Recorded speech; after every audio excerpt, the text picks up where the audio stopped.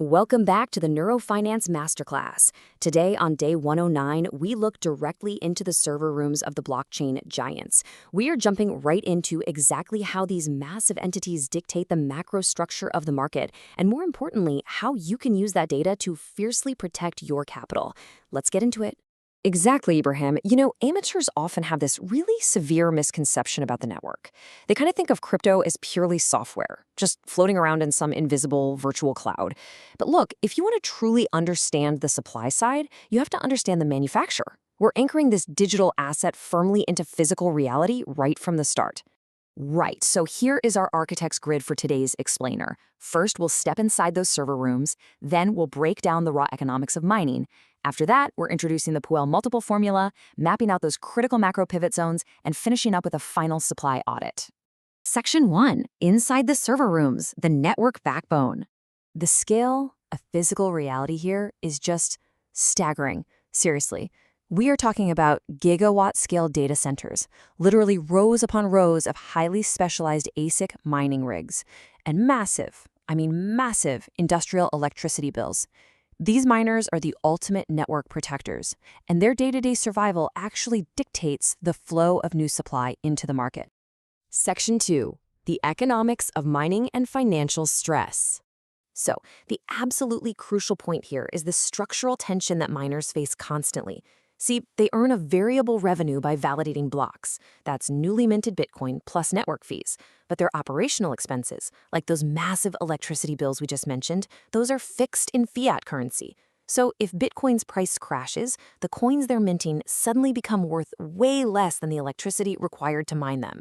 And that creates a very, very severe cash squeeze. And that exact squeeze leads us to the ultimate stress test for the network. In Turkish, we call it madenci capitulasyonu, miner capitulation.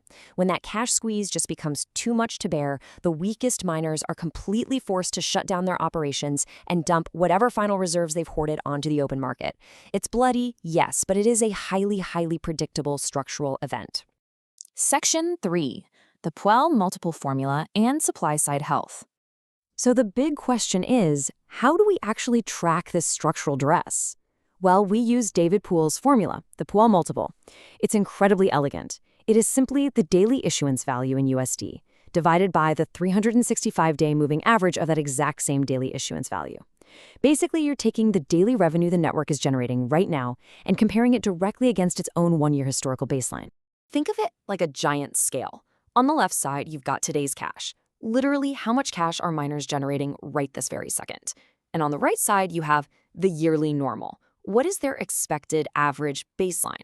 If today's cash drops way, way below that yearly normal, they are starving. If it's way above, well, they're gorging.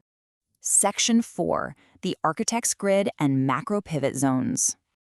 Okay, because miners are basically continuous structural sellers. Their financial health absolutely dictates the broader cycle. You need to pay very close attention when this multiple drops below 0.5. We call this the green box. This right here is the absolute boundary of structural selling exhaustion. Right, because below 0.5, daily miner revenues have just dropped drastically below their yearly average. It's totally unprofitable for all but the most massive institutional giants. The weak miners capitulate. They dump their final inventory, and that's it. But here is the secret. Once that structural selling pressure is finally exhausted, an absolute generational macro bottom forms. This is literally the green light for the architect to deploy Tay's cash. But remember, markets swing both ways, right? You have to be equally ruthless and vigilant when the multiple starts climbing in the totally opposite direction. When it crosses up above 1.7, you've officially entered the red box. And at 1.7 and above, daily miner revenue is completely hyperinflated. Miners are pulling in astronomical profits, and retail hype out in the market is at absolute peak levels. Historically, this perfectly aligns with the macro cycle top. Remember what we covered back on day 102? This is exactly the zone where insiders are aggressively taking their profits and moving into stablecoin liquidity. You absolutely must protect your capital by recognizing these two extremes. It's structural duress in the green box below 0.5, which means blood in the streets and a generational buy. On the flip side, hyperinflation in the red box above 1.7 marks peak euphoria and the inevitable cycle top.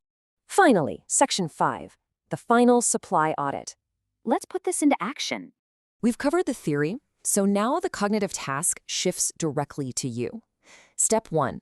Open up an on-chain data suite, something like Glassnode or look into Bitcoin. Step 2. Pull up the Puell Multiple chart for Bitcoin. Step 3. Analyze the current coordinate. You need to ask yourself, are miners currently in a structural deficit? Are they basking in total revenue euphoria? Or are they just cruising in sustainable equilibrium? You need to know this coordinate. I'm going to leave you with this final thought. Are you still just trading surface candle noise and reacting to whatever is trending on Twitter? Or are you ready to audit the infrastructure floor and actually rule the cycle? Stop trading the noise, master the infrastructure. We'll see you tomorrow for day 110 of the Neuro Finance Masterclass.